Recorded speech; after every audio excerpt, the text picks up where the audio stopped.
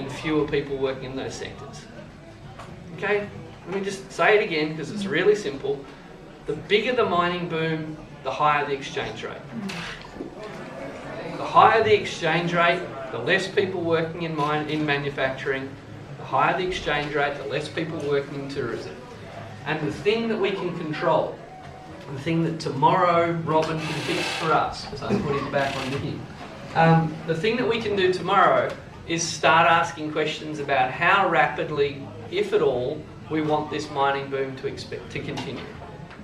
I don't have to shut every mine down tomorrow. It's not going to happen. I'm not suggesting that for a minute. But if we allow the coal sector to double, then manufacturing will be decimated. If we allow the iron ore sector to double, then tourism and education will be decimated. This is just going to happen because an Asian student is not coming to study in Australia when the exchange rate's $1.30, they can go to Harvard. Okay? A Japanese tourist is not going to Cairns when they can't afford a hamburger. And there is no chance in the world that Australian consumers or the world's consumers are going to buy a car made in Australia when the exchange rate's at $1.20 or $1.30. So if the boom continues, the exchange rate will go higher and other exports will decline. Now there are two graphs in here that everyone who's involved in the union movement should really have a look at. One shows that since the boom began, mining exports have increased by 5% of GDP and non-mining exports have declined by 5% of GDP. So what impact has there been on exports since the boom began? Zero. We're not in an export boom. We are in a mining export boom. Profit export. And a profit export boom. We are not in an export boom. Full stop. ABS stats, not crazy lefty Richard making shit up. Okay? Make up all sorts of shit. This isn't it. Alright, this is just the Australian Bureau of Statistics national accounts. Mining exports up, non-mining exports down. Full stop. The other thing that every union needs to pay attention to is that step one, productivity in the mining sector, labour productivity in the mining sector has halved since the boom began. Right? It's not because mining workers are lazy, it's because mining workers are being asked to dig in less and less productive sites. Mining output has fallen per worker from 1.2 million per worker to 600,000 per worker. It's halved. That's an enormous decline in productivity. When you take the mining sector out of the national productivity statistics, the non-mining sector's productivity growth hasn't slowed at all. Okay, let me just repeat that. ABS stats, not crazy lefty Richard stats.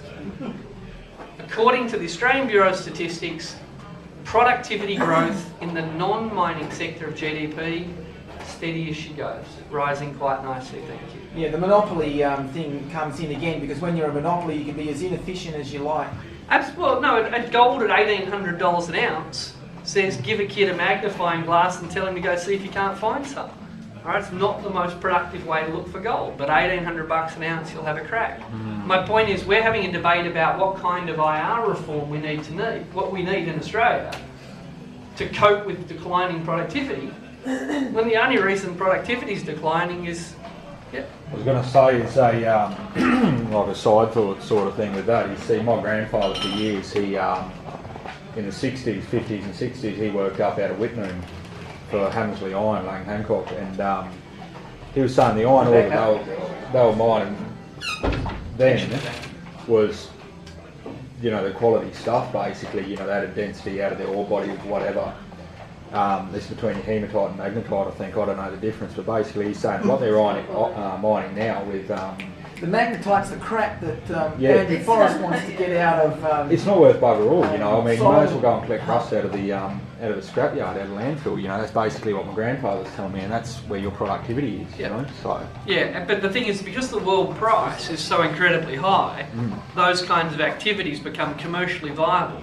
But my point is, because we don't understand the mining industry, because we're watching these bloody ads on television rather than reading the national accounts, we're having a debate in Australia about what to do about a slump in productivity, when the only cause of the slump is a massive expansion in a sector that's experiencing a very rapid decline in productivity. And if more of your economy is coming from the bit with declining productivity, that drags the national average down. Similarly, we're telling ourselves that we're in the middle of an export boom. Well, our current account deficit is heading to Banana Republic territory. The IMF tips Australia's current account deficit will be 6.5% of GDP by 2013. It was 6.5% when Keating said we're heading for Banana Republic. How do you have a current account deficit blowing out in the middle of an export boom? Well, you can't. But we're not in the middle of an export boom. We're in the middle of a mining export boom. Australia's exports are not rising. Australia's exports are being swapped from the non-mining sector to the mining sector. So, to conclude, mining industry employs some people. Those people spend money in cafes, and that creates jobs in cafes. And you might be surprised. Maybe I'm wrong. Maybe public servants do actually buy a coffee from time to time. Or do you bury it all in the ground? We bury it. You bury it all? How about your workers? They're burying it all? Yeah. Okay. Well, that's what's blowing us out of the water there. All we need to do is actually start spending some money. But the problem is that the mining industry is spending a fortune on advertisements that tell the public that they're the backbone of the nation. That's okay. Kellogg's is telling us that Nutrigrain will make your kids fit rather than fat. Okay, and there's a whole bunch of shit on television where the ads lie to you. But we're not seeing the mining industry as that. Yeah. Can I just mention something? I really appreciate your feedback on this. Yep. I've been a recruiter for about 7 years. And so I've been riding the mining boom in my career for that time. So that's why it's hard for me to accept when you say that the jobs aren't being, because my job's being directly affected how much I get paid. Yeah. And how easy it is for me to get a job. Yeah. I've been directly affected by that, and the mining boom has determined that. So that's why I'm a little bit confused. Like I said at the beginning, I'm not saying mining doesn't employ someone. Sorry, I'll come to you in a sec, Brian. I'm not saying that at all. It now employs 205,000 people, which is a huge boom. It's up from 150,000 people a few years ago. Sure. But 50,000 people is pocket change in a population of 21 million Australians. 22 million. Well, I always like to underestimate. Queensland also is going through a boom as well. I know, they've got just over 3% of their workforce working in mining. I just find it really hard to... I know, but here's the thing. I'm talking about the Australian Bureau of Statistics data. Yeah.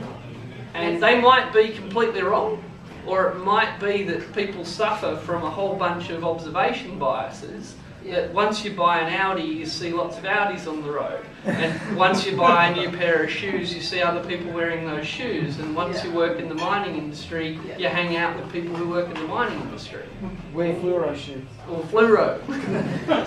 Sorry, Robin wants to make a point. But I'm not saying that people in the mining industry aren't enjoying benefits from the mining boom.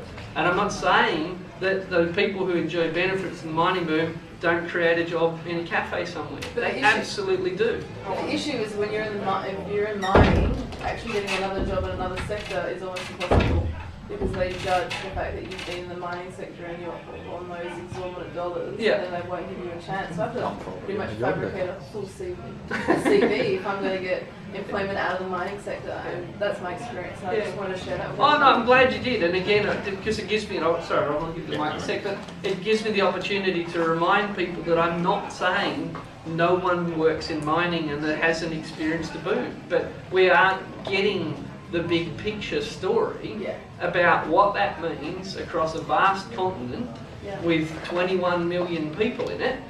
That mining could double from 200,000 to 400,000, and that would still make it a small employer. But do you think that's actually different in a state like WA in particular?